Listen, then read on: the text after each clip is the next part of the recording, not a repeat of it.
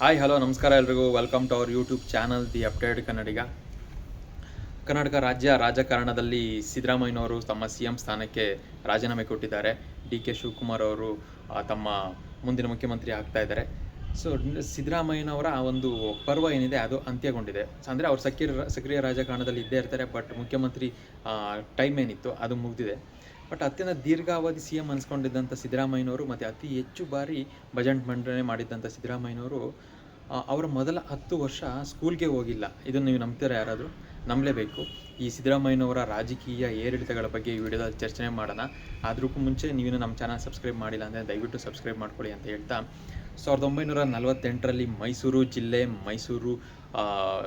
ಮೈಸೂರು ಆವಾಗ ಮೈಸೂರು ರಾಜ್ಯ ಇತ್ತು. ಸೊ ಮೈಸೂರು ರಾಜ್ಯ, ಮೈಸೂರು ಜಿಲ್ಲೆ, ವರುಣಾ ಹೋಬಳಿಯ ಸಿದ್ದರಾಮನ ಹುಂಡಿಯಲ್ಲಿ ಜನಿಸಿದಂಥ ಸಿದ್ದರಾಮಯ್ಯನವರು ಒಂದು ಸಾಮಾನ್ಯ ಬಡ ಕುಟುಂಬ, ಅಗ್ರಿಕಲ್ಚರ್ನ ವ್ಯವಸಾಯ ನಂಬ್ಕೊಂಡಿದ್ದಂಥ ಒಂದು ಕುಟುಂಬದಲ್ಲಿ ಜನಿಸ್ತಾರೆ. ಸೊ ಇವರು 10 ವರ್ಷದವರೆಗೂ ಸ್ಕೂಲ್ಗೆ ಹೋಗಿರಲಿಲ್ಲ. ಸೊ ಅದಾದ ಮೇಲೆ ಡೈರೆಕ್ಟಾಗಿ 5ನೇ ಕ್ಲಾಸಿಗೆ ಪ್ರವೇಶವನ್ನು ಪಡಿತಾರೆ. ಅಲ್ಲಿ ತಮ್ಮ ಊರಿನಲ್ಲಿ ಸ್ಕೂಲನ್ನು ಮುಗಿಸಿದ್ದಾದಮೇಲೆ ಕಾಲೇಜು ಮತ್ತು BSc ಓದ್ತಾರೆ ಮೈಸೂರಲ್ಲಿ. ಅದಾದಮೇಲೆ ಕಾನೂನು ನಾನು ಪದವಿ ಪಡಿಬೇಕು ಅಂದ್ಬಿಟ್ಟು ಅದೇ ಮೈಸೂರಲ್ಲಿ ಕಂಟಿನ್ಯೂ ಮಾಡ್ತಾರೆ.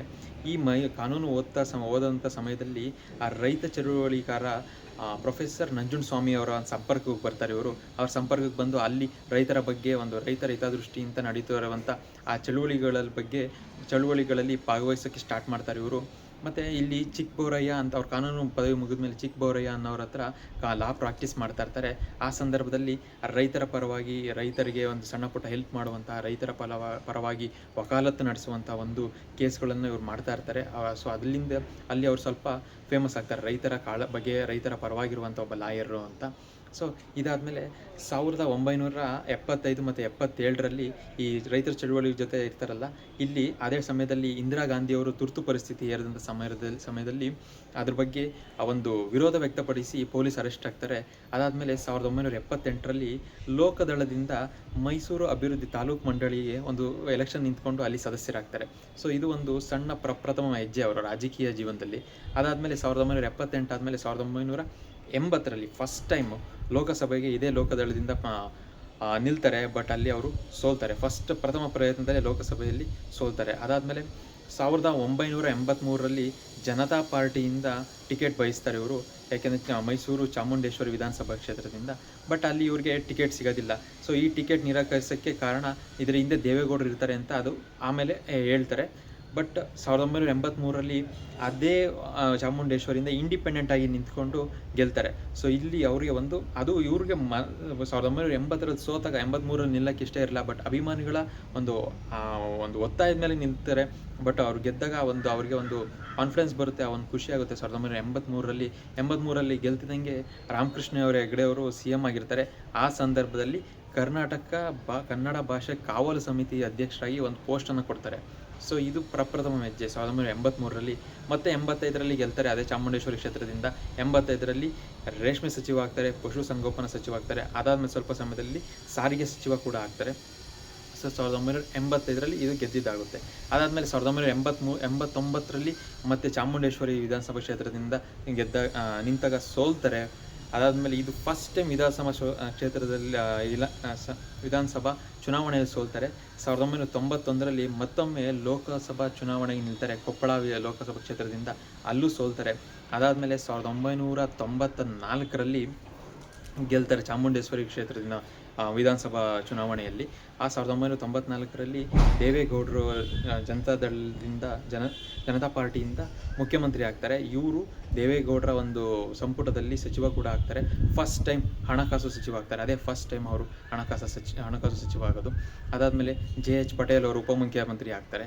1996ರಲ್ಲಿ ದೇವೇಗೌಡರವ್ರಿಗೆ ಪ್ರಧಾನಮಂತ್ರಿ ಆಫರ್ ಬಂದಾಗ ಅವರು ರಾಷ್ಟ್ರ ರಾಜಕಾರಣಕ್ಕೆ ಹೋದಾಗ ಆ ದೇವೇಗೌಡರು ತಮ್ಮ ಸಿದ್ದರಾಮಯ್ಯನವ್ರನ್ನ ಮುಂದೆ ತರೋಕ್ಕೆ ಪ್ರಯತ್ನ ಪಡ್ತಾರೆ. ಬಟ್ ಅವ್ರಿಗೆ ಎಲ್ಲರೂ ಹೇಳೋದೇನು ಅಂತಂದರೆ, ಒಂದು ಆರೋಪ ಏನು ಅಂತಂದರೆ, ಅವಾಗ ತಾನೇ ಫಸ್ಟ್ ಟೈಮು ರೇವಣ್ಣ ಅವರು ಎಲೆಕ್ಷನ್ ನಿಂತಿರ್ತಾರೆ, ಗೆದ್ದಿರ್ತಾರೆ. ಸೊ ರೇವಣ್ಣ ಅವ್ರನ್ನ ಬೆಳೆಸಬೇಕು, ತಮ್ಮ ಮಗನನ್ನು ಮುನ್ನೆಲೆಗೆ ತರಬೇಕು ಅಂತ ಟ್ರೈ ಮಾಡ್ತಾರೆ. ಬಟ್ ಅದು ಸಾಧ್ಯವಾಗಲ್ಲ ಅಂತ ಗೊತ್ತಾದಾಗ ಮಾತ್ರ ಸಿದ್ದರಾಮಯ್ಯನವ್ರನ್ನ CM ಮಾಡಬೇಕು ಅಂತ ಟ್ರೈ ಮಾಡ್ತಾರೆ. ಬಟ್ ಅಲ್ಲೇನಿದೆ JH ಪಟೇಲ್ ಬಣ, ಆಲ್ರೆಡಿ JH ಪಟೇಲ್ ಅವರು ಮುಖ್ಯಮಂತ್ರಿ ಆಗಬೇಕು, ಅವ್ರು ತುಂಬ ಎಕ್ಸ್ಪೀರಿಯನ್ಸ್ ಇದ್ದಾರೆ ಮತ್ತು ಇವರಿಂದ ಜಾಸ್ತಿ ಅನುಭವ ಇದೆ, ಮತ್ತು ಆಲ್ರೆಡಿ DCM ಆಗಿದ್ದಾರೆ ಇವಾಗ ಪ್ರೆಸೆಂಟ್ಲಿ ಅವರು CM ಆಗಬೇಕು ಅಂದಾಗ ಇವರು CM ಆಗ್ತಾರೆ JH ಪಟೇಲ್ ಅವರು. ಸೊ ನಮ್ಮ ಸಿದ್ದರಾಮಯ್ಯನವರು ಅಲ್ಲಿ ಉಪಮುಖ್ಯಮಂತ್ರಿ ಆಗ್ತಾರೆ. ಸೊ ಇಲ್ಲಿ ಆದಾಗ ಪ್ರಧಾನಮಂತ್ರಿ ಆಗಿದ್ದರೆ ಅಲ್ಲಿಂದ ಹಿಂಗೆ ಮಾಡಬೇಕು ಹಂಗೆ ಮಾಡಬೇಕು ಅಂತ ಒಂದು ಒತ್ತಡ ತರ್ತಾ ಇರ್ತಾರೆ ದೇವೇಗೌಡರು ಜಯೇಶ್ ಪಟೇಲ್ ಮೇಲೆ ಅಂತ ಆರೋಪ ಇರುತ್ತೆ. ಅದಾದಮೇಲೆ ಅವರು ಪ್ರಧಾನಿ ರಾಜೀನಾಮೆ ಕೊಟ್ಟಾದಮೇಲೆ ಇಲ್ಲಿ ಬಂದು ಮತ್ತೆ ಅಲ್ಲಿ ಎಲ್ಲದಕ್ಕೂ ಇನ್ವಾಲ್ವ್ ಆಗ್ತಾರೆ, ಮೂಗು ತೋರಿಸ್ತಾ ಇದ್ದಾರೆ, ತುಂಬ ಎಲ್ಲದಕ್ಕೂ ಅನ್ನೋ ಡಿಸಿಷನ್ ನಾವು ಹಿಂಗೆ ಮಾಡಬೇಕು ಅಂತೆಲ್ಲ ಒಂದು ಹೇರ್ತಾ ಇದ್ದಾರೆ ಅಂತ ಅಂದಾಗ ಮತ್ತೆ ದೇವೇಗೌಡರು ಬಣ, ಒಂದು ಜಯೇಶ್ ಪಟೇಲ್ ಮತ್ತು ರಾಮಕೃಷ್ಣ ಹೆಗಡೆಯವ್ರ ಬಣದ ಮಧ್ಯೆ ಒಂದು ಸಾಕಷ್ಟು ಕಿತ್ತಾಟಗಳು ನಡೆಯುತ್ತೆ, ಸಾಕಷ್ಟು ಒಂದು ಕೇಸ್ಗಳೆಲ್ಲ ಆಗ್ತವೆ, ಏನೋ ಒಂದು ಭ್ರಷ್ಟಾಚಾರದ ಆರೋಪಗಳೆಲ್ಲ ಬರ್ತವೆ. ಸೊ ಅಲ್ಲಿ 1999ರಲ್ಲಿ ಈ ಜನತಾ ಪಾರ್ಟಿ ಒಡೆದೋಗುತ್ತೆ. ಅಂದರೆ ದೇವೇಗೌಡರದ್ದು ಒಂದು ಬಣ ಆಗುತ್ತೆ, ಇಲ್ಲಿ ಇವ್ರದ್ದೊಂದು ಬಣ ಆಗುತ್ತೆ. ಸೊ ಇದು ಬಂದಾಗ ದೇವೇಗೌಡರು JDS ಅವ್ರದ್ದೇ ಒಂದು ಪಾರ್ಟಿ ಕಟ್ತಾರೆ. ಸೊ ಈ ಸಿದ್ದರಾಮಯ್ಯನವರು ದೇವೇಗೌಡರ ಜೊತೆ ಬರ್ತಾರೆ. ಇಲ್ಲಿ 1999ರಲ್ಲಿ ಎಲೆಕ್ಷನ್ ನಿಂತ್ಕೊಂಡಾಗ ಸಿದ್ದರಾಮಯ್ಯನವ್ರ ಸಮೇತ ದೇವೇಗೌಡರ ಸಮೇತ ಎಲ್ಲ ಪ್ರಮುಖರು ಸೋತೋಗ್ತಾರೆ. ಸೊ ಫಸ್ಟ್ ಟೈಮ್ ಕಾಂಗ್ರೆಸ್ ಅಧಿಕಾರಕ್ಕೆ ಬರುತ್ತೆ 1999ರಲ್ಲಿ. ಸೊ ಅದಾದಮೇಲೆ ಆವಾಗ JDS ಏನು ಮಾಡ್ತಾರೆ ದೇವೇಗೌಡರು, ಅಲ್ಲಿ ಇವರು JDSನ ರಾಜ್ಯಾಧ್ಯಕ್ಷರಾಗಿರ್ತಾರೆ, ಒಂದು ಶಾಸಕಾಂಗ ಪಕ್ಷದ ನಾಯಕರು ಕೂಡ ಆಗ್ತಾರೆ. ಮತ್ತು 2004ರಲ್ಲಿ ಒಂದು ಅವಕಾಶ ಬರುತ್ತೆ. ಅಲ್ಲಿ ಕೃಷ್ಣ ಅವರು ಕಾಂಗ್ರೆಸ್ಸಿಂದ 1999ರಲ್ಲಿ CM ಆಗಿರ್ತಾರೆ. 2004ರಲ್ಲಿ ಅವ್ರಿಗೂ ಕೂಡ ಬಹುಮತ ಬರೋದಿಲ್ಲ. ಬಟ್ ಅಷ್ಟರಲ್ಲಿ BJP ಕೂಡ ಬೆಳೀತಾ ಇರುತ್ತೆ. ಬಟ್ ದೇವೇಗೌಡರು ಏನು ಮಾಡ್ತಾರೆ, BJPನ ತಡೆಗಟ್ಟೋದಕ್ಕೆ ಕಾಂಗ್ರೆಸ್ ಜೊತೆ ಮೈತ್ರಿ ಮಾಡ್ಕೊತಾರೆ. ಮೈತ್ರಿ ಮಾಡ್ಕೊಂಡಾಗ ಒಂದೇ ಒಂದು ಕಂಡೀಷನ್ ಹಾಕ್ತಾರೆ, ಏನು ಅಂತಂದರೆ SM ಕೃಷ್ಣ ಅವ್ರು ಯಾವುದೇ ಕಾರಣಕ್ಕೂ CM ಆಗಬಾರ್ದು ಅಂತ ಕಂಡೀಷನ್ ಹಾಕ್ತಾರೆ. ಬಟ್ ಆವಾಗ ಏನಾಗುತ್ತೆ ಅಂತಂದರೆ ಕಾಂಗ್ರೆಸ್ ಒಂದು ಆಫರ್ ಕೊಡ್ತಾರೆ, ನೀವೇ CM ಆಗಿ ನೀವೇ CM JDSಯಿಂದನೇ CM ಮಾಡಿ ನಾವು ಒಂದು DCM ಸ್ಥಾನಕ್ಕೆ ಓಕೆ ಅಂತ ಹೇಳ್ತಾರೆ. ಬಟ್ ಇಲ್ಲಿ ದೇವೇಗೌಡರವರು CM ಆಗೋ ಒಂದು ಅವಕಾಶ ಇದ್ದರೂ ಕೂಡ ಅದನ್ನು ಎಲ್ಲಿ ಸಿದ್ದರಾಮಯ್ಯನವ್ರನ್ನ ಮಾಡಬೇಕಾಗುತ್ತೆ ಅಂತ ಒಂದು ತಪ್ಪಿಸ್ಬಿಟ್ಟು, ಇಲ್ಲ ನೀವೇ ಕಾಂಗ್ರೆಸ್ಸಿಂದನೇ CM ಆಗಿ, ಅದರಲ್ಲೂ ಲೋ ಪ್ರೊಫೈಲ್ ಆಗಿದ್ದಂತಹ ಒಂದು ಧರ್ಮಸಿಂಗ್ ಅವ್ರನ್ನೇ CM ಆಗಬೇಕು ಅಂತ ಹೇಳ್ತಾರೆ. ಬಟ್ ನಮ್ಮ ಕಡೆಯಿಂದ ಏನು CM ಬೇಡ, ನಾವು DCM ಆಗ್ತೀವಿ ಅಂದ್ಬಿಟ್ಟು ಸಿದ್ದರಾಮಯ್ಯನವ್ರನ್ನ DCM ಮಾಡ್ತಾರೆ. ಅಲ್ಲಿ ಸಿದ್ದರಾಮಯ್ಯನವ್ರನ್ನ CM ಮಾಡೋ ಅವಕಾಶ ಇತ್ತು, ಬಟ್ ದೇವೇಗೌಡರು ಅದನ್ನು ತಪ್ಪಿಸಿದ್ರು ಅಂತ ಸಿದ್ದರಾಮಯ್ಯನವರು ಆರೋಪ ಮಾಡ್ತಾರೆ ಆಮೇಲೆ ಲೇಟರ್ ಸ್ಟೇಜಲ್ಲಿ. ಇದ್ರ ಬಗ್ಗೆ ಅಲ್ಲಿ ಒಂದು ಸಣ್ಣದಾಗಿ ಅಲ್ಲಿಂದ ಒಂದು ಭಿನ್ನಾಭಿಪ್ರಾಯ ಮೂಡೋಕ್ಕೆ ಆಗುತ್ತೆ. ಅಲ್ಲಿ ಇನ್ನೊಂದು ಏನು ಅಂತಂದರೆ, ಅಷ್ಟೊತ್ತಿಗಾಗಲೇ ದೇವೇಗೌಡರು ಅವ್ರ ಮಗ ಕುಮಾರಸ್ವಾಮಿ ಅವರು ಮುನ್ನೆಲೆಗೆ ಬರ್ತಾ ಇರ್ತಾರೆ. ಸೊ ಎಲ್ಲಿ ಸಿದ್ದರಾಮಯ್ಯನವ್ರನ್ನ CM ಆಗಿಬಿಟ್ರೆ ಅವರು ತುಂಬ ನಮ್ಮ ಮಕ್ಕಳಿಗಿಂತ ಪವರ್ಫುಲ್ ಆಗಿಬಿಡ್ತಾರೆ, ತಮ್ಮ ಮಕ್ಕಳಿಗಿಂತ ಮುಂದೆ ಬಂದುಬಿಡ್ತಾರೆ ಅಂತ ಒಂದು ದೇವೇಗೌಡರ ಮೈಂಡಲ್ಲಿ ಇತ್ತು ಅಂತ ಒಂದು ಸಿದ್ದರಾಮಯ್ಯ ಅವ್ರಿಗೆ ಆರೋಪ. ಅವರು ಆ ರೀತಿ ಲೇಟರ್ ಸ್ಟೇಜಲ್ಲಿ ಆರೋಪ ಮಾಡ್ತಾರೆ. ಸೊ ಅಲ್ಲಾದಾಗಿಂದ ಸಿದ್ದರಾಮಯ್ಯವರು ಮತ್ತೆ ಹಣಕಾಸು ಸಚಿವ ಇರ್ತಾರೆ, DCM ಆಗಿರ್ತಾರೆ. ಇದಾದಮೇಲೆ 2005ರಲ್ಲಿ ಸಿದ್ದರಾಮಯ್ಯನವರು ಅಹಿಂದ ಸಮಾವೇಶ ಮಾಡೋಕ್ಕೆ ಹೊರಡ್ತಾರೆ ಹುಬ್ಬಳ್ಳಿಯಲ್ಲಿ. ಇದು ಅವ್ರ ಲೈಫ್ನ ಒಂದು ಟರ್ನಿಂಗ್ ಪಾಯಿಂಟ್ ಆಗುತ್ತೆ. ಅಲ್ಲಿ ಅಹಿಂದ ಅಂತಂದರೆ ಅಲ್ಪಸಂಖ್ಯಾತರು, ಹಿಂದುಳಿದವರು ಮತ್ತು ದಲಿತರು, ಇವರೆಲ್ಲ ನನ್ನ ಬೆಂಬಲಿಸಿದ್ದಾರೆ, ಇವರೆಲ್ಲರಿಗೂ ನನ್ನ ನಾಯಕ ಅಂತ ಒಂದು ಪ್ರಾಜೆಕ್ಟ್ ಮಾಡೋದಕ್ಕೆ ಆಲ್ರೆಡಿ ದೇವೇಗೌಡರ ಜೊತೆ ಭಿನ್ನಾಭಿಪ್ರಾಯ ಇದ್ದಾಗ ಈ ಥರ ಒಂದು ಎಕ್ಸ್ಪೆರಿಮೆಂಟ್ ಮಾಡೋಕ್ಕೆ ಹೋಗ್ತಾರೆ, ಒಂದು ತಾನು ಮುನ್ನೆಲೆಗೆ ಬರಬೇಕು ಅಂತ. ಬಟ್ ಅಲ್ಲಿ ಇನ್ನೇನು ಸಮಾವೇಶಕ್ಕೆ 4 ದಿನ ಇದ್ದಾಗೆ ದೇವೇಗೌಡರು ಹೇಳ್ತಾರೆ ಇದನ್ನು ನಿಲ್ಲಿಸೋದಕ್ಕೆ. ಬಟ್ ಸಿದ್ದರಾಮಯ್ಯನವರು ಒಪ್ಪೋದಿಲ್ಲ, ನಿಲ್ಲಿಸೋದಕ್ಕಾಗೋದಿಲ್ಲ, ನೀವು ಬನ್ನಿ ಬೇಕಾದ್ರೆ ನೀವೇ ಉದ್ಘಾಟನೆ ಮಾಡಿ ಅಂತ ಆಹ್ವಾನ ಕೊಡ್ತಾರೆ. ಬಟ್ ದೇವೇಗೌಡರು ಯಾವುದೇ ಕಾರಣಕ್ಕೂ ಒಪ್ಪೋದಿಲ್ಲ. ನೀನು ಅದನ್ನು ನಿಲ್ಲಿಸಲಿಲ್ಲ ಅಂತಂದರೆ ನಿನ್ನ ಉಪಮುಖ್ಯಮಂತ್ರಿ ಸ್ಥಾನದಿಂದ ತೆಗೆದಾಕಬೇಕಾಗುತ್ತೆ ಅಂತ ಹೇಳ್ತಾರೆ. ಬಟ್ ಸಿದ್ದರಾಮಯ್ಯನವರು ಯಾವುದಕ್ಕೆ ಕೇರ್ ಮಾಡದೆ ಅದನ್ನು ಮುಂದುವರಿಸ್ತಾರೆ. ಸಮಾವೇಶನೂ ಕೂಡ ಆಗುತ್ತೆ. ಬಟ್ ದೇವೇಗೌಡರು ಅವ್ರನ್ನ ಸಚಿವ ಸ್ಥಾನದಿಂದ ಕಿತ್ತಾಕ್ತಾರೆ, ಉಪಮುಖ್ಯಮಂತ್ರಿ ಸ್ಥಾನದಿಂದನೂ ಕಿತ್ತಾಕ್ತಾರೆ. ಆವಾಗ ಸಿದ್ದರಾಮಯ್ಯನವರು ದೇವೇಗೌಡರನ್ನ ಹಿಟ್ಲರ್ ಅಂತ ಒಂದು ಆರೋಪವನ್ನು ಮಾಡ್ತಾರೆ ಅವ್ರ ಬಗ್ಗೆ. ಆವಾಗ ದೇವೇಗೌಡರು ಸಿದ್ದರಾಮಯ್ಯನವ್ರನ್ನ ಒಂದು ಶಾಸಕ ಸ್ಥಾನದಿಂದನೇ ಪಕ್ಷದಿಂದನೇ ಉಚ್ಚಾಟನೆ ಮಾಡ್ತಾರೆ. ಸೊ ಸಿದ್ದರಾಮಯ್ಯನವ್ರ ಜೊತೆಗೆ ಸತೀಶ್ ಜಾರಕಿಹೊಳಿ, HC ಮಹದೇವಪ್ಪ ಇವರೆಲ್ಲ ಸಿದ್ದರಾಮಯ್ಯವ್ರ ಜೊತೆ ಬರ್ತಾರೆ. ಸಿದ್ದರಾಮಯ್ಯವರು ನೆಕ್ಸ್ಟು ಇದೇ ಕಾಂಗ್ರೆಸ್ ಜೊತೆ ಹಿಂದೆ ಕಾಂಗ್ರೆಸ್ ವಿರುದ್ಧನೇ ಹೋರಾಡಿದಂಥವ್ರು ಮತ್ತೆ ಅಲ್ಲಿ ಕಾಂಗ್ರೆಸ್ ಜೊತೆ ಸೇರ್ಕೊಳಕ್ಕಾಗೋದಿಲ್ಲ ಅಂದ್ಬಿಟ್ಟು ತಮ್ಮದೇ ಆದಂಥ ಒಂದು ಪಕ್ಷ ಕಟ್ತಾರೆ, ಅಖಿಲ ಭಾರತ ಪ್ರಗತಿಪರ ಜನತಾದಳ ಅಂತ. ಇಲ್ಲಿ ಅವರು ತಾಲೂಕು ಪಂಚಾಯತಿ, ಜಿಲ್ಲಾ ಪಂಚಾಯತಿ ಎಲೆಕ್ಷನ್ಗೆ ನಿಂತ್ಕೊತಾರೆ. ಬಟ್ ಆ ಪಕ್ಷ ವರ್ಕೌಟ್ ಆಗೋದಿಲ್ಲ. ಅವ್ರಿಗೆ ಗೊತ್ತಾಗುತ್ತೆ ಇದು ಪಕ್ಷ ಕಟ್ಟೋದು ತುಂಬ ಕಷ್ಟ ಇದೆ ಅಂತ. ಸೊ ಇಂಥ ಸಂದರ್ಭದಲ್ಲಿ 2006ರಲ್ಲಿ ಸೋನಿಯಾ ಗಾಂಧಿಯವರು ಕಾಂಗ್ರೆಸ್ಸಿಗೆ ಬರೋದಕ್ಕೆ ಸಿದ್ದರಾಮಯ್ಯನವರಿಗೆ ಆಹ್ವಾನ ನೀಡ್ತಾರೆ. ಅದನ್ನು ಸಿದ್ದರಾಮಯ್ಯನವರು ಡೆಲ್ಲಿಯಲ್ಲಿ ಒಪ್ಕೊಂಡು ಅಫಿಷಿಯಲ್ಲಾಗಿ ಅವ್ರ ಕಟ್ಟಿದಂಥ ಪಕ್ಷನೂ ಅದಕ್ಕೆ ಮರ್ಜ್ ಮಾಡಿ ಅಫಿಷಿಯಲಾಗಿ ಕಾಂಗ್ರೆಸ್ಸಿಗೆ ಸೇರ್ಕೊತಾರೆ 2006ರಲ್ಲಿ ತಮ್ಮ ಬೆಂಬಲಿಗರ ಜೊತೆ. ಅದಾದಮೇಲೆ ಬೈ ಎಲೆಕ್ಷನ್ ಆಗಬೇಕಾಗುತ್ತೆ 2006ರಲ್ಲಿ. ಇದು ಸಿದ್ದರಾಮಯ್ಯನವರ ಜೀವನದ ಒಂದು ಮಹತ್ವದ ಚುನಾವಣೆ ಅಂತ ಹೇಳ್ಬೋದು. ಆ 2006ರಲ್ಲಿ ಬೈ ಎಲೆಕ್ಷನಲ್ಲಿ ಅಗೇನ್ ಚಾಮುಂಡೇಶ್ವರಿಯಲ್ಲಿ ನಿಂತ್ಕೊಂಡಾಗ, ಚಾಮುಂಡೇಶ್ವರಿ ನಿಂತ್ಕೊಂಡಾಗ ಇವ್ರು ಯಾವಾಗ ಸಿದ್ದರಾಮಯ್ಯನವರು ಆಚೆ ಹೋಗ್ತಾರೋ ಅದನ್ನು ಕುಮಾರಸ್ವಾಮಿ ಅವರು ಬಳಸ್ಕೊಂಡು 2020 ಸರ್ಕಾರ ಮಾಡಿರ್ತಾರೆ ಯಡಿಯೂರಪ್ಪನವ್ರ ಜೊತೆಗೆ BJP ಜೊತೆ. ಕೆಲವರು ಹೇಳೋದು ಇದು ದೇವೇಗೌಡರೇ ಮಾಡಿಸಿದ್ದು ಅಂತ ಹೇಳ್ತಾರೆ. ಬಟ್ ದೇವೇಗೌಡರು ಹೇಳೋದು ನನಗೆ ಗೊತ್ತಿಲ್ಲದಂಗೆ ಇದು ಕುಮಾರಸ್ವಾಮಿ ನನ್ನ ಧಿಕ್ಕರಿಸಿ ಮಾಡಿದ್ದು ಅಂತ ಆಮೇಲೆ ಹೇಳ್ತಾರೆ. ಅದೇನೇ ಆಗಿದ್ರೂ ಕೂಡ ಕುಮಾರಸ್ವಾಮಿ ಅವರು ಈ ಒಂದು ಟೈಮ್ನ ಯೂಸ್ ಮಾಡ್ಕೊಂಡು ಅವರು ಮುನ್ನೆಲೆಗೆ ಬಂದ್ಬಿಟ್ಟು ಪವರ್ಫುಲ್ ಆಗ್ತಾರೆ, CM ಆಗ್ತಾರೆ. ಈ 2006 ಬೈ ಎಲೆಕ್ಷನ್ ಚುನಾವಣೆಯಲ್ಲಿ ದೇವೇಗೌಡರು, ಸಿದ್ದರಾಮಯ್ಯ, ಯಡಿಯೂರಪ್ಪ ಎಲ್ಲರೂ ಎರಡೂ ಸರ್ಕಾರಗಳು ಹೋಗಿ ಸಿದ್ದರಾಮಯ್ಯನವರ ವಿರುದ್ಧ ಕೆಲಸ ಮಾಡುತ್ತೆ. ಸಿಕ್ಕಾಪಟ್ಟೆ ಹಣ ಕೂಡ ಖರ್ಚು ಮಾಡ್ತಾರೆ, ಅಲ್ಲೇ ಕೂಡ ಠಿಕಾಣಿ ಕೂಡ ಹೂಡ್ತಾರೆ. ಬಟ್ ಏನು ಅಂತಂದರೆ ಅಲ್ಟಿಮೇಟ್ಲಿ ಸಿದ್ದರಾಮಯ್ಯನವರು ಕೇವಲ 257 ಮತದಲ್ಲಿ ಅಲ್ಲಿ ಎಲೆಕ್ಷನ್ನ ಗೆದ್ಕೊಂಬರ್ತಾರೆ. ಸೊ ಅಲ್ಲಿ ಒಂದು ಅವ್ರಿಗೆ ರಾಜಕೀಯ ಒಂದು ಮರುಜೀವನನೇ ಒಂದು ಕೊಡುತ್ತೆ ಅಂತಲೇ ಹೇಳ್ಬೋದು ಆ ಎಲೆಕ್ಷನ್ನು. ಅಲ್ಲಿಂದ ಬಂದಮೇಲೆ ತಿರ್ಗಾ 2008ರಲ್ಲಿ ಚಾಮುಂಡೇಶ್ವರಿ ಎಲ್ಲ ಕ್ಷೇತ್ರ ಮರುವಿಂಗಡಣೆ ಆದಮೇಲೆ ವರುಣಾ ಕ್ಷೇತ್ರದಿಂದ ನಿಂತ್ಕೊತಾರೆ ಕಾಂಗ್ರೆಸ್ಸಿಂದ, ಅಲ್ಲಿ ಗೆದ್ಕೊಂಬರ್ತಾರೆ ಅಲ್ಲಿ. ಬಟ್ ಕಾಂಗ್ರೆಸ್ಗೆ ಅಲ್ಲಿ ಮೆಜಾರಿಟಿ ಏನು ಬರೋದಿಲ್ಲ, BJPಗೆ ಮೆಜಾರಿಟಿ ಬರುತ್ತೆ. ಆವಾಗ ಮಲ್ಲಿಕಾರ್ಜುನ್ ಖರ್ಗೆ ಅವರು ವಿಪಕ್ಷ ನಾಯಕರಾಗಿರ್ತಾರೆ, KPCC ಪ್ರೆಸಿಡೆಂಟ್ ಕೂಡ ಆಗಿರ್ತಾರೆ. ಆವಾಗ ಇವರು ಸಿದ್ದರಾಮಯ್ಯನವರು ಮಲ್ಲಿಕಾರ್ಜುನ್ ಖರ್ಗೆ ಅವ್ರ ಜೊತೆ ಕೆಲಸ ಮಾಡ್ತಿರ್ತಾರೆ. ಬಟ್ 2009 ಲೋಕಸಭಾ ಎಲೆಕ್ಷನಲ್ಲಿ ಖರ್ಗೆ ಅವರು ಗೆದ್ದ ಮೇಲೆ ಕಾಂಗ್ರೆಸ್ ಅವ್ರನ್ನ ರಾಷ್ಟ್ರ ರಾಜಕಾರಣಕ್ಕೆ ಕರೆಸ್ಕೊಂಡಾಗ ಸಿದ್ದರಾಮಯ್ಯನವರು 2009ರಲ್ಲಿ ಕಾಂಗ್ರೆಸ್ ವಿಪಕ್ಷ ನಾಯಕರಾಗ್ತಾರೆ, ಶಾಸಕಾಂಗ ಪಕ್ಷದ ನಾಯಕರು ಕೂಡ ಆಗ್ತಾರೆ. ಅದಾದಮೇಲೆ ಒಂದು ಕಲಾಪದಲ್ಲಿ ಒಂದು ರೆಡ್ಡಿಯವರು, ಜನಾರ್ದನ್ ರೆಡ್ಡಿ ಅವರು ಏನಿದ್ದಾರೆ, ಒಂದು ಬಳ್ಳಾರಿಗೆ ಬರೋ ಹಂಗೆ ನಿಮಗೆ ತಾಕತ್ತಿದ್ರೆ ಬನ್ನಿ ಅಂತ ಒಂದು ಆಹ್ವಾನ ನೀಡಿದಾಗ ಇದರಿಂದ ಒಂದು ಕೆರಳದಿಂದ ಸಿದ್ದರಾಮಯ್ಯನವರು ಅಲ್ಲೇ ಕಲಾಪದಲ್ಲಿ ಒಂದು ಭುಜ ತಟ್ಟಿ ಅವ್ರಿಗೆ ಬಳ್ಳಾರಿಗೆ ಪಾದಯಾತ್ರೆ ಅರೇಂಜ್ ಮಾಡ್ತಾರೆ. ಬಳ್ಳಾರಿಗೆ ಪಾದಯಾತ್ರೆ ಮಾಡಿ ಅಲ್ಲೋಗಿ ಒಂದು ಇಲ್ಲೀಗಲ್ ಮೈನಿಂಗ್ ನಡೀತಾ ಇದೆ, ಈ ಹಗರಣ ಪ್ರಶ್ನೆ ಮಾಡ್ತಾ ಇಲ್ಲ, BJP ಅವ್ರನ್ನ ರೆಡ್ಡಿ ಅವ್ರನ್ನ ರಕ್ಷಣೆ ಮಾಡ್ತಾ ಇದೆ ಅನ್ನೋ ವಿಷಯಕ್ಕೆ ಪಾದಯಾತ್ರೆ ಮಾಡಿ ಅಲ್ಲಿ ಪ್ರತಿಭಟನೆ ಮಾಡುತ್ತೆ. ಇದು ಒಂದು ಸಿಕ್ಕಾಪಟ್ಟೆ ಜನಮನ ಸೆಳೆಯುತ್ತೆ, ಅವ್ರಿಗೊಂದು ಜನಪ್ರಿಯತೆಯನ್ನು ತಂದು ಕೊಡುತ್ತೆ. ಅದಾದ ನಂತರ 2013ರಲ್ಲಿ KPCC ಪ್ರೆಸಿಡೆಂಟ್ ಪರಮೇಶ್ವರ್ ಅವರಾಗಿರ್ತಾರೆ. ಇವರು ಕೂಡ ವಿಪಕ್ಷ ನಾಯಕರಾಗಿರ್ತಾರೆ. 2013ರಲ್ಲಿ ಇವರು ವರ್ಣದಿಂದ ಭರ್ಜರಿಯಾಗಿ ಗೆದ್ಬಿಟ್ಟು ಬರ್ತಾರೆ. ಬಟ್ ಅನ್ಫಾರ್ಚುನೇಟ್ಲಿ ಕೊರಟಗೆರೆಯಿಂದ ಪರಮೇಶ್ವರ್ ಅವರು ಸೋತೋಗ್ತಾರೆ. ಸೊ ಅಲ್ಲಿ ಮತ್ತೆ ಇವರು CM ವಿಚಾರಕ್ಕೆ ಅಲ್ಲಿ ಮಲ್ಲಿಕಾರ್ಜುನ್ ಖರ್ಗೆ ಇರ್ತಾರೆ, ವೀರಪ್ಪ ಮೊಯ್ಲಿ, DK ಶಿವಕುಮಾರ್, RV ದೇಶಪಾಂಡೆ ಇರ್ತಾರೆ, ಎಲ್ಲ ಇರ್ತಾರೆ. ಬಟ್ ಇವರು ಮುಂದಕ್ಕೆ ಬಂದು ನಿಂತ್ಕೊತಾರೆ. ಬಟ್ ಅಲ್ಲಿ ಏನು ಅಂತಂದರೆ ಫಸ್ಟ್ ರೇಸಲ್ಲಿ ಯಾವಾಗಲೂ ಇದ್ದಿದ್ದು ಪರಮೇಶ್ವರ್ ಅವರು, ಬಟ್ ಅವ್ರು ಸೋತಿದ್ರಿಂದ ಅವರಿಗೆ ಒಂದು ಹಿನ್ನಡೆ ಆಗುತ್ತೆ.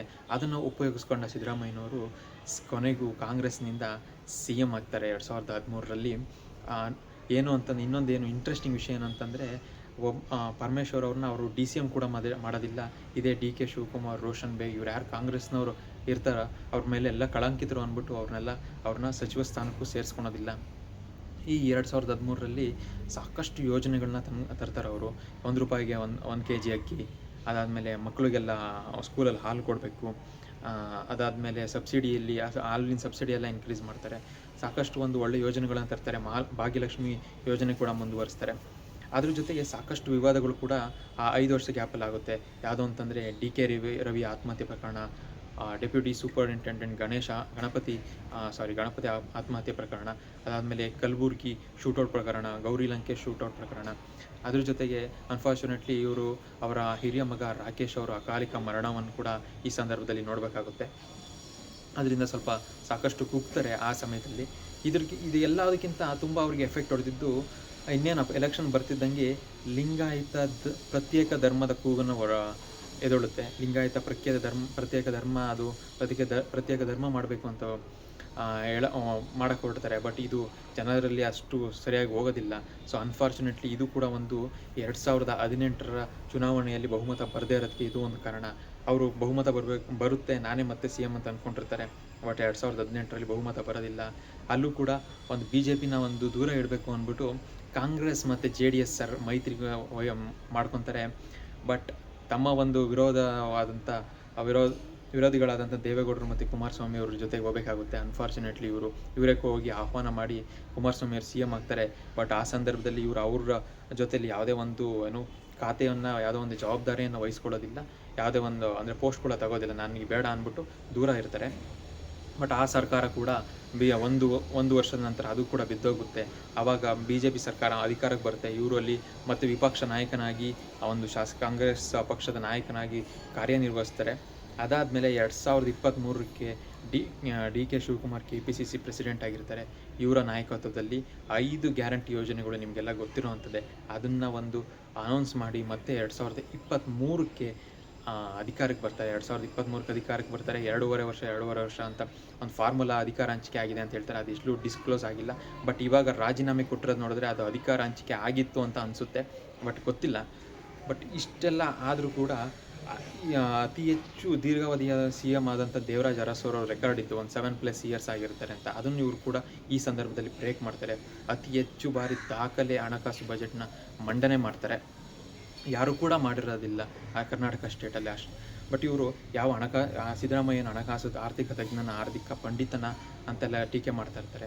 ಅವನಿಗೆ ಏನು ಬರುತ್ತೆ ಅಂತೆಲ್ಲ ಟೀಕೆ ಮಾಡ್ತಾರೆ. ಅಂಥ ಒಬ್ಬ ವ್ಯಕ್ತಿ 10ನೇ ವರ್ಷದವರೆಗೂ ಸ್ಕೂಲ್ಗೆ ಹೋಗದೇ ಇರೋ ಒಬ್ಬ ವ್ಯಕ್ತಿ, ಯಾವುದೇ ಒಂದು ಆರ್ಥಿಕ ತಜ್ಞ ಆಗದೇ ಇರೋಂಥ ವ್ಯಕ್ತಿ ಅತ್ಯಂತ ಸಕ್ಸಸ್ಫುಲ್ ಫಿನಾನ್ಸ್ ಮಿನಿಸ್ಟರ್, ಅತ್ಯಂತ ಸಕ್ಸಸ್ಫುಲ್ ಹಣಕಾಸು ಮಿನಿಸ್ಟರ್ ಆಗ್ತಾರೆ. ಸೊ ಇದು ಒಂದು ಅವರ ಶ್ರಮಕ್ಕೆ, ಒಂದು ಜ್ಞಾನಕ್ಕೆ ಒಂದು ಹ್ಯಾಟ್ಸ್ ಆಫೇ ಅಂತಲೇ ಹೇಳ್ಬೋದು. ಸೊ ಕೊನೆಗೂ CM ಅವರು ರಾಜೀನಾಮೆ ಕೊಟ್ಟಿದ್ದಾರೆ. ಅತ್ಯಂತ ಕನ್ನಡ ಮಣ್ಣಿನ, ಕನ್ನಡ ಸೊಗಡಿನ, ಕನ್ನಡ ಒಂದು ಸಂಸ್ಕೃತಿ, ಕನ್ನಡ ಭಾಷೆಯನ್ನು ಅತಿ ಹೆಚ್ಚಾಗಿ ಪ್ರೀತಿಸುವಂತಹ, ಗೌರವಿಸುವಂತಹ, ಬಹಳಷ್ಟು ಎಲ್ಲರಿಗೂ, ಎಲ್ಲ ಮನೆಗೂ ಆಪ್ತರೆನಿಸುವಂತಹ, ಕರ್ನಾಟಕದ one of the most successful ಮತ್ತು ಮಾಸ್ ಲೀಡರ್, ಪ್ರಭಾವಿ ಒಬ್ಬ ಲೀಡರ್ ಅನಿಸುವಂಥ ಒಂದು ಸಿದ್ದರಾಮಯ್ಯ ಅವರು ಕೊನೆಗೂ ರಾಜೀನಾಮೆ ಕೊಟ್ಟಿದ್ದಾರೆ. ಇದು ಈ ವಿಡಿಯೋ ಆಗಿತ್ತು. ಒಂದು ಡೆಫಿನೆಟ್ಲಿ ಎಲ್ರಿಗೂ ಒಂದು ಇನ್ಸ್ಪಿರೇಷನಲ್ ಒಂದು ಜರ್ನಿ ಅಂತ ಹೇಳ್ಬೋದು ಈ ವಿಡಿಯೋ. ಒಂದು ಸಿದ್ದರಾಮಯ್ಯನವರ ಜರ್ನಿ ಹೆಂಗೆ ಅನ್ಕೊತಾರೆ ಅಂತಂದರೆ, ಅತಿ ಹೆಚ್ಚು ನಾವು ಓದಬೇಕು, ಇಂಗ್ಲೀಷ್ ಬರಬೇಕು, ಅದು ಮಾಡಬೇಕು, ಇದು ಮಾಡ್ಕೊಂತ ಒಬ್ಬ ಒಂದು ಹುಡುಗಾಹಿ ಒಂದು ಸಮುದಾಯದಿಂದ ಬಂದವರು, ತುಂಬ ಏನು ಮೇಲ್ಜಾತಿ ಅಂತ ಹೇಳೋಲ್ಲ, ಆ ಥರ ನಾವು ಹೇಳಲೇಬಾರ್ದು ಜಾತಿ ಅದೆಲ್ಲ. ಒಬ್ಬ ವ್ಯಕ್ತಿ ಈ ರೀತಿ 1-2 ಬಾರಿ CM ಆಗೋದು, ಕರ್ನಾಟಕದಲ್ಲಿ ಅತಿ ಹೆಚ್ಚು ಜನಪ್ರಿಯತೆ ಗಳಿಸೋದು ಒಂದು ಅತಿಶಯೋಕ್ತಿ ಅಂತ ಹೇಳೋಕ್ಕಾಗಲ್ಲ. ಅದು ತುಂಬ ಹಾರ್ಡ್ ವರ್ಕ್ ಇದ್ದರೆ, ಅವರ ಒಂದು ಶ್ರಮ, ಅವರ ಜ್ಞಾನದಿಂದನೇ ಬರುತ್ತೆ. ಸೊ ಅವ್ರು ರಾಜೀನಾಮೆ ಕೊಟ್ಟಿದ್ದಾರೆ. ಬಟ್ ರಾಜ್ಯದ ರಾಜಕಾರಣದಲ್ಲಿ ಸಕ್ರಿಯವಾಗಿರ್ತೀವಿ ಅಂತ ಹೇಳಿದ್ದಾರೆ. ನೋಡೋಣ ಮುಂದೆ ಏನಿದೆ, ಅವ್ರು ಯಾವ ರೀತಿ ತೊಗೊಂಡೋಗ್ತಾರೆ, ಯಾವ ರೀತಿ ರಾಷ್ಟ್ರಜನಕ್ಕೆ ಹೋಗಲ್ಲ ಅಂತ ಹೇಳಿದ್ದಾರೆ. ಇದೇ ಲಾಸ್ಟ್ ಚುನಾವಣೆನ ಏನು ಅಂತ ಮುಂದೆ ನೋಡಬೇಕು, ಯಾವ ರೀತಿ ಸಹಕಾರ ಕೊಡ್ತಾರೆ ಹೊಸ DK ಶಿವಕುಮಾರ್ ಸರ್ಕಾರಕ್ಕೆ ಅಂತ. ಕೊನೆಗೂ ಅವ್ರ ಸಿದ್ದು ಪರ್ವ ಅಂತ್ಯ ಆಗಿದೆ. ಇದು ಒಂದು ಸಿದ್ದರಾಮಯ್ಯನವರ ಜರ್ನಿ ಬಗ್ಗೆ ಹೇಳೋಕ್ಕೆ ಈ ವಿಡಿಯೋ ಮಾಡಿದ್ದೆ. ಸೊ ಅವರಿಗೆ ಆಲ್ ದ ಬೆಸ್ಟ್ ಅಂತ ಹೇಳ್ತಾ, ಈ ವಿಡಿಯೋ ನಿಮ್ಗೆ ಇಷ್ಟ ಆಗಿದ್ರೆ ದಯವಿಟ್ಟು ನಮ್ಮ ಚಾನಲ್ ಲೈಕ್ ಮಾಡಿ, ಶೇರ್ ಮಾಡಿ, ಕಮೆಂಟ್ ಮಾಡಿ, ಸಬ್ಸ್ಕ್ರೈಬ್ ಮಾಡಿ. ಮತ್ತೆ ಮುಂದಿನ ನೋಡೋದು ಸಿಗ್ತೀನಿ. Love you all, take care, bye.